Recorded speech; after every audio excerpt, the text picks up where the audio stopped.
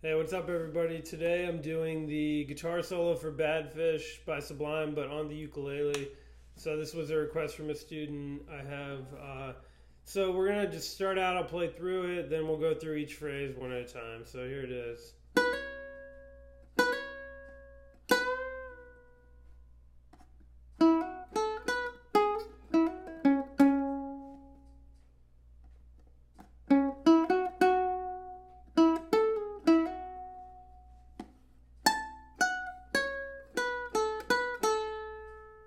Alright, so there's the whole thing. I think I might have kind of mishit one note, but we'll get that when we go back through.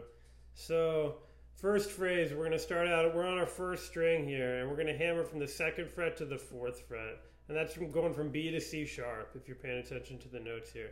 So, we're going to do these two real quick hammers, like that. So the thing you want to do is make sure you're not doing kind of a slow hammer where you hear both notes. You want to hear a quick one on each note. So you're really, it's kind of just like you're hearing this, but you've got a little hammer in there.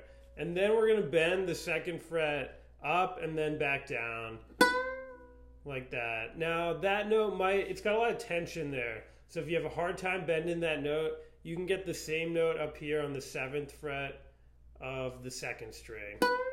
And it's way easier to bend right there. It's way looser. So you could start your phrase here and then bend the 2nd string.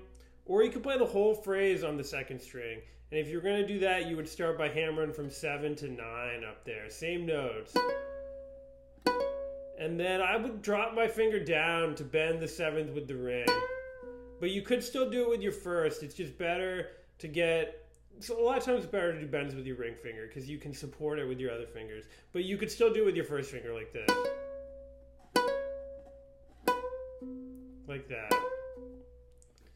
Just make sure not to bend it too far and end up plucking one of the strings. I kind of just did that right there. So just keep an eye on that. So that's your first phrase. That's probably the easiest one. Now the second one is the hardest. So here comes the second one. We're going to hammer from open to the 2nd fret on the 2nd string. And then we're going to go to the 1st string open, and then we're going to pick the 2nd fret. And then we're back on the 2nd string, and I shift up here and use my 1st and middle finger, and this is going to be a hammer pull off. So we're going to pick the 4th fret, hammer the 5th fret, pull off to the 4th fret, all with one pick, really. Like that. So we got 3 notes out of one pick. And then we're going to drop down, and we're going to do the same kind of idea here, except we've got an open string to start, so it's a little bit easier. We're going to go open, 2nd fret open. Hammer pull off again. And then we're going to drop down and we're going to play the last 2 notes on the 3rd string and on the 1st fret. Now the guitar solo itself in the song, they play one note in between those two that's a whole step lower, but we don't have that note. It happens so fast, it doesn't really, you don't lose a lot. The only way to get it would be to retune, and that would just be kind of ridiculous for one note. You'd have to play all your chords different, and you'd have to really keep that in mind all the time. And it's just kind of silly. So not worth it for one note. Maybe if half the solo was down there, it would be worth it, but not really here. So I'll play that whole phrase again. So it's this.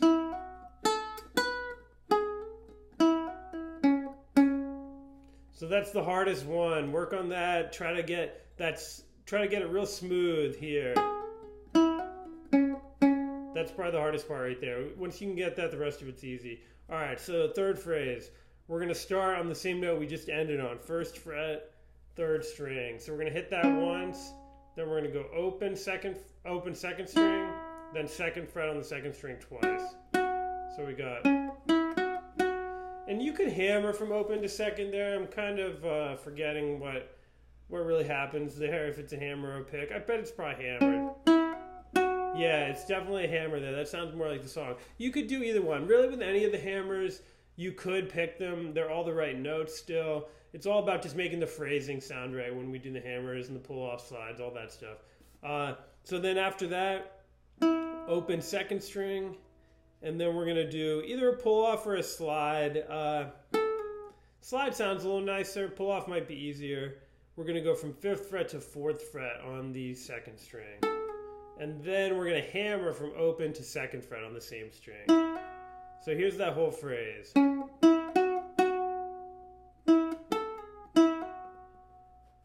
And then last phrase isn't too bad. You have to move a little more, but rhythmically it's not very difficult. We're going to start all the way up here on the 12th fret of our highest string. And then we're going to play the 9th fret, then the 4th fret, 2nd, open, and then 2nd and open again. So I'll play that a little faster. So that's how it is in time right there. Now, going from the 9th fret to the 4th fret might be kind of tricky because that happens kind of fast. So if that's the part that's really getting you, you can play the rest of the notes after the first two on the 2nd string. So check this out. You'd still play the first two notes the same way, and then you would drop to the 2nd string right here. And then keep going down from there, 7th fret, 5th fret, and then you play those two notes again. So here it is that way. That would be...